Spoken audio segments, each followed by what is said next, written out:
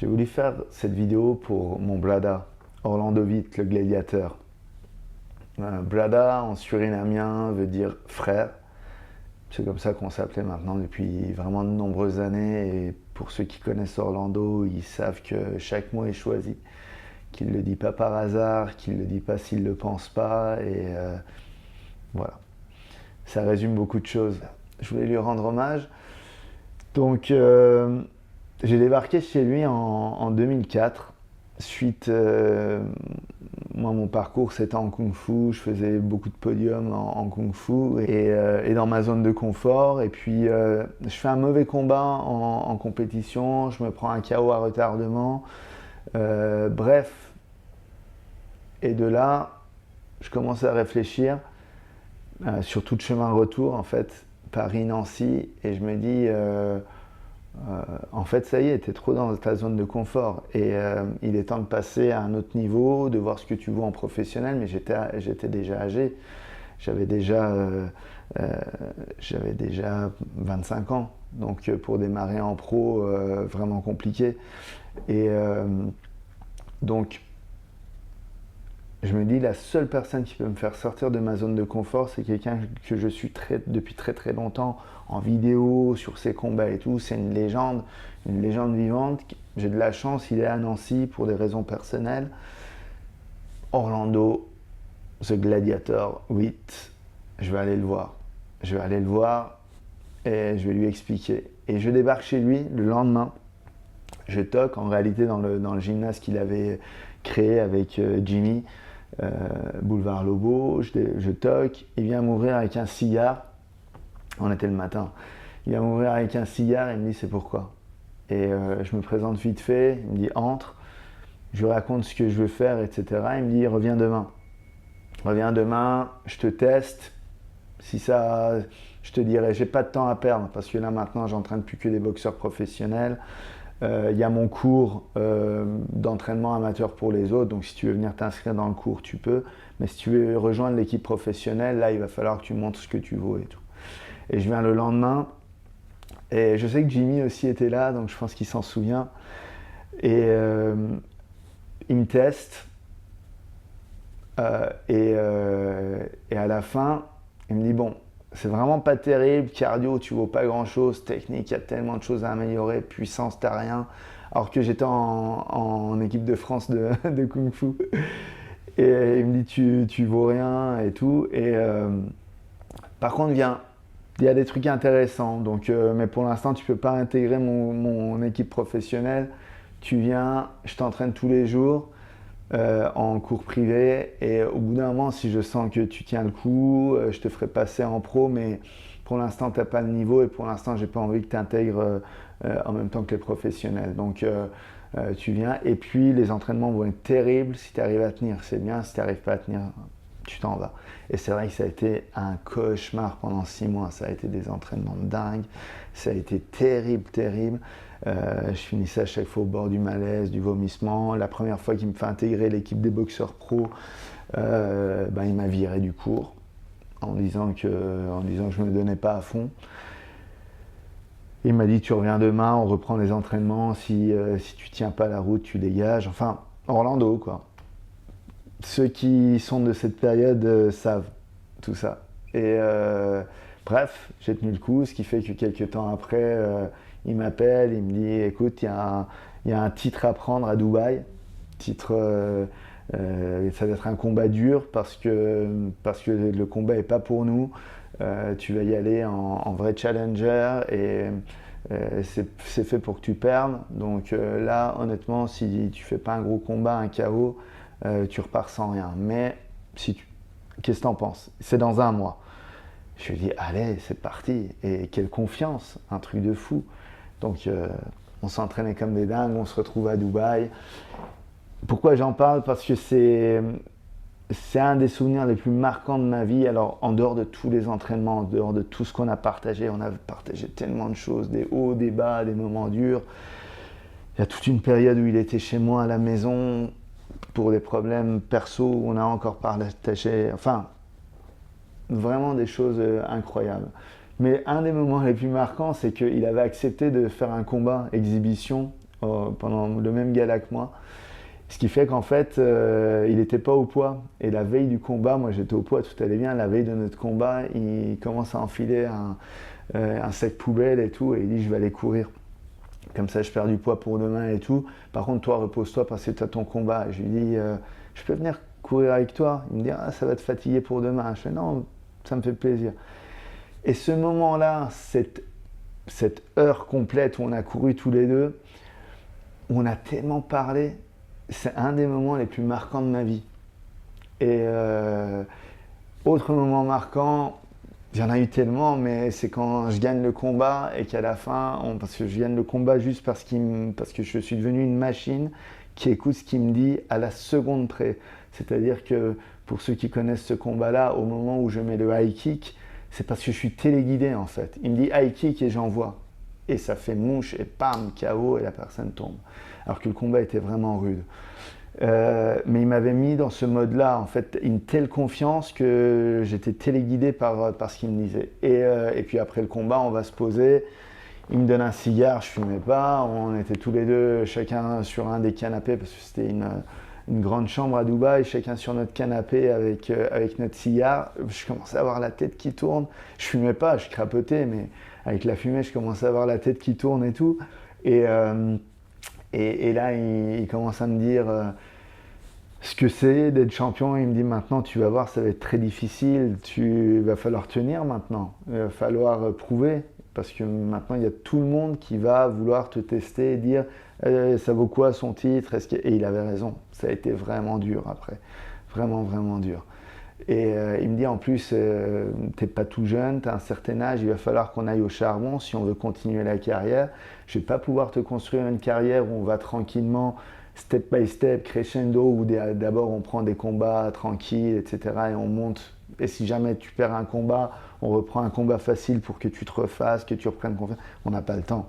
Il va falloir que tu enchaînes, il va falloir que tu sois en mode guerrier. On va prendre tous les combats qui viennent, durs, et que tu gagnes un combat, c'est bien. Que tu en perds un, il faudra enchaîner derrière. L'autre combat qui viendra, qui soit dur, qui soit complexe, il faudra y aller. On n'aura pas le temps de travailler sur ta prise de confiance. Donc là, tu es en mode guerre dans les années à venir. Et ça a été vraiment ça. Ça m'a forgé un caractère de fou. Ça m'a forgé un mental de dingue. Et ça a fait tout ce que je suis maintenant. Et c'est ça que je voulais partager avec vous. C'est cet hommage que je voulais lui rendre parce que tout ce que j'ai aujourd'hui, professionnellement parlant, à côté du combat, je le dois à lui. C'est quelque chose qui est incroyable. Tout ce qu'il m'a appris, apporté, tout ce qu'il m'a dit par ses mots, parce que c'était quelqu'un qui était un fin psychologue. Encore une fois, ceux qui l'ont côtoyé le savent. Un fin psychologue, c'est un scanner. Il pouvait te scanner et te dire ce que tu pensais, ce que tu faisais, pourquoi tu as fait tel geste, etc. Il était très érudit. Il lisait beaucoup, beaucoup, beaucoup. Machiavel, c'était une de ses meilleures références. Très cultivé, et il disait toujours on me prend pour un débile parce qu'on croit que je suis un boxeur, j'ai un accent, je parle pas très bien français, on me prend pour un débile. Et ça m'arrange parce que comme ça me permet d'analyser les gens. C'est tellement intelligent cette façon de voir les choses, c'est tellement malin. Et bref, il m'a tellement appris de choses psychologiquement, intellectuellement, dans le comportement, à me driver surtout, et puis à la fin de ma carrière à me protéger parce que j'étais complètement fou. Il y a beaucoup de combats où je me protégeais pas. Mon truc, c'était de prendre des coups, de rendre. À la fin, je faisais pas des combats très intelligents parce que c'était des combats où j'allais en mode guerre. Donc, et ça l'énervait parce que on a eu une grosse discussion une fois à la sortie d'un des combats où dans les vestiaires il me dit tu vas arrêter les combats, je t'arrête maintenant. Je lui dis comment ça, tu rigoles? Je lui dis je viens de gagner, de quoi tu me parles? Il me dit pendant 3 rounds tu t'es pris des coups, à quoi tu joues? Il dit on croirait que tu fais exprès en fait, pour jouer avec le public, pour créer une situation où tu es en train de perdre et puis d'un coup tu gagnes. Et il n'avait pas tort, psychologiquement parlant, je pense qu'il n'avait pas tort. J'aimais bien me mettre dans des situations compliquées pour après essayer de m'en sortir. La plupart des combats, était très très dur. Et il avait raison, il avait encore bien vu les choses. Et il me dit, c'est fini, on va arrêter là. Je lui dis, non, tu peux pas me dire ça. Je lui dis, mais en plus, c'est toi. Orlando, le gladiateur, c'est toi en fait qui combattais comme ça. Pourquoi tu me reproches ça maintenant? Et je lui dis, je tiens alors que j'ai pris les coups, derrière je riposte. Tu devrais être content. Et il me dit, tu rigoles. Il me dit, tu as une deuxième carrière. Tu fais autre chose à côté. T'as pas que la boxe dans la vie. Il me dit, je dois te protéger. Si bientôt tu sais plus comment tu t'appelles parce que tu as pris trop de coups, tu perds l'équilibre, à quoi tu sers? Tu rigoles. T'es mon brother, t'es mon frère. Je ne peux pas te laisser aller comme ça juste pour... il me dit, même si on nous paye beaucoup, beaucoup, beaucoup pour que tu sois spectaculaire, je refuse maintenant. Je ne veux plus qu'on fasse ça. Vous imaginez le truc? En fait, juste pour me protéger, quand je dis que je suis là où je suis, c'est grâce à lui. Pourquoi j'ai mis ce décor-là? Parce que il est parti au moment où je suis sur scène. Je suis en train de donner une conférence. Je suis sur scène et je parle de lui. C'est-à-dire que je parle de ma... ça n'a rien à voir, hein, mais dans la première minute où je me présente, je parle de mon autre carrière, en quoi mon coach est important pour moi. Et dans cette minute-là, enfin, dans ce moment-là où je suis sur scène, je descends et j'ai un message de Saïd qui m'annonce il vient de partir. Incroyable, parce que c'est là où il voulait que je sois, c'est là où il a voulu que j'aille. C'était fou, le moment est fou pour moi. J'avais dit à Saïd, je te le confie, je dois partir quelques jours. Je te le confie parce que j'ai 100% confiance en toi. Donc, et avant de partir, j'étais allé le prendre dans mes bras. Il était plus trop vigilant, mais je sais qu'il m'entend, qu'il m'entend toujours d'ailleurs, et qu'il m'entendait. Et je lui disais à l'oreille, je lui disais, même s'il n'avait pas besoin, parce qu'on s'était déjà dit, je lui disais tout l'amour que j'ai pour lui. En connaissant ses bons et ses mauvais côtés, je suis pas aveugle, il n'était pas aveugle, il connaissait mes anges et mes démons, je connaissais ses anges et ses démons, donc tout ça est très clair. Et justement, je lui disais à l'oreille, tu sais à quel point je t'aime, tu sais tout ce que tu m'as apporté dans la vie, je suis qui je suis grâce à toi, dans ma vie perso comme dans ma vie professionnelle. Je lui disais, tu sais, là tu es encore un exemple parce que même là tu te bats, je vois que tu te bats parce qu'ils avaient augmenté, évidemment pour soulager les douleurs, la morphine et à un moment le cœur doit lâcher. Or il était d'une résistance incroyable. Et je lui disais à l'oreille, tu es encore en train de prouver que tu es là, que tu prends les coups et tu es toujours debout. Façon de parler. Et je lui disais à l'oreille, mais tu sais Blada, tu as montré ce que tu avais à montrer. Vas-y, pars tranquille maintenant. Repose-toi, c'est le moment de te reposer. Je veille sur toi, je veille sur la suite, je veille sur ton nom, je veille. Pars tranquille. Et pareil, je lui disais dans son oreille, parce qu'encore une fois, on a partagé tellement de choses, encore une fois, nos anges, nos démons. Je lui disais, tu sais, tu me disais que on a des choses à payer, entre guillemets, par rapport à des choses qu'on a pu faire. Je lui disais, c'est bon, voilà. Sur la dernière année, je te jure que tu as payé tout ce que tu devais payer. Pars maintenant, pars tranquille. Et du coup, 2 jours après, j'apprends son décès, je suis pas étonné. C'est pas pour faire de l'émotionnel ou je partage juste comme ça les derniers instants et pareil, je lui dis à l'oreille l'autre personne que j'ai perdue ces derniers temps et qui était voilà, avec qui j'étais fusionnel, ma maman, je lui ai dit, tu sais, et que Orlando connaissait et respectait beaucoup, je lui ai dit, elle t'attend. Et j'ai demandé à ma maman, pour ceux qui y croient, enfin moi j'y crois, j'ai dit, viens accueillir Orlando, viens l'accueillir avec le sourire, viens le rassurer quand il viendra. Donc voilà, pas étonné que ça se soit passé comme ça, et je suis heureux pour lui, très triste que évidemment que le manque, c'est toujours la même chose. Après, il faut avancer avec ce manque, il faut avancer, ce qu'on a toujours dit, il faut avancer avec ses blessures. C'est comme si maintenant tu faisais un combat avec une côte cassée, je sais quelque chose, et que tu as encore plusieurs rounds à mener avec cette côte cassée. Tu l'oublies pas, la douleur est toujours là, la douleur elle diminue pas avec le temps. La douleur des autres chairs que j'ai perdues, je les ai pas oubliées avec le temps qui est passé. Et en fait, on apprend juste à vivre avec la douleur. Tu vis juste avec ta douleur.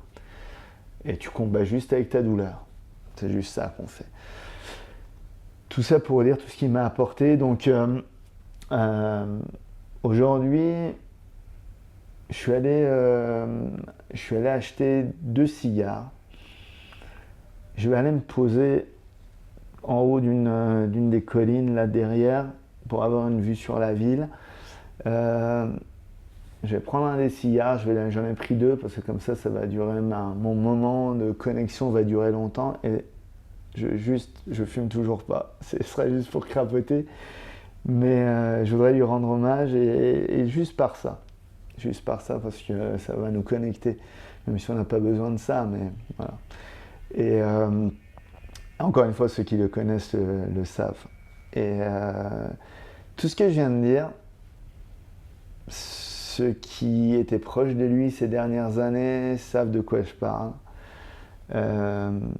Ceux qui l'ont côtoyé il y a longtemps et qui sont restés, même s'ils sont partis, et qui sont restés fidèles dans leur cœur, et à jamais dire un mot de travers sur lui malgré le départ, et par respect par rapport à ce qu'ils avaient vécu. Toutes ces personnes-là savent de quoi je parle, et comprennent de quoi je parle. Pour les autres, ils feront leur vie et puis ils diront ce qu'ils voudront. C'est pas important. Moi, mon but, c'était de rendre hommage à cet homme, de rendre hommage au gladiateur qui a combattu, qui a été un exemple pour tellement de combattants, énormément de combattants français lui doivent leur carrière, et même la diffusion des combats libres et du MMA.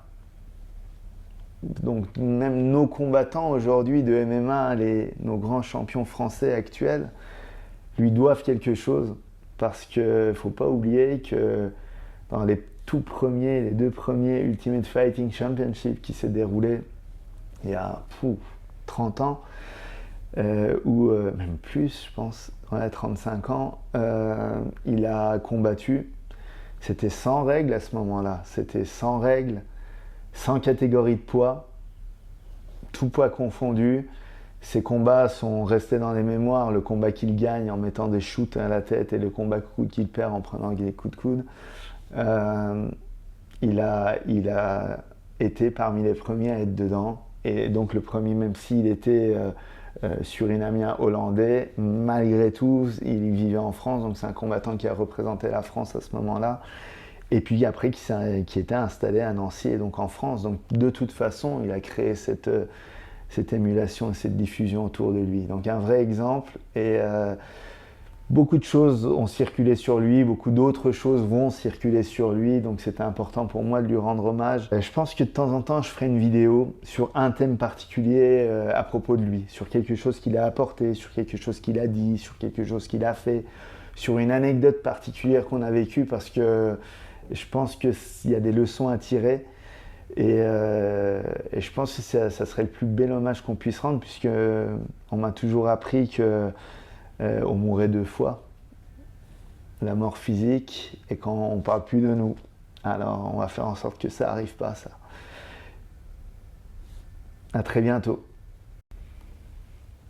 Et bien sûr, petite allusion avec le t-shirt, pas du tout par rapport au Brésil, c'est pas ça. C'est le label d'Ayrton Senna, Born to Win. Et je pense que ça représentait bien le personnage, Born to Win.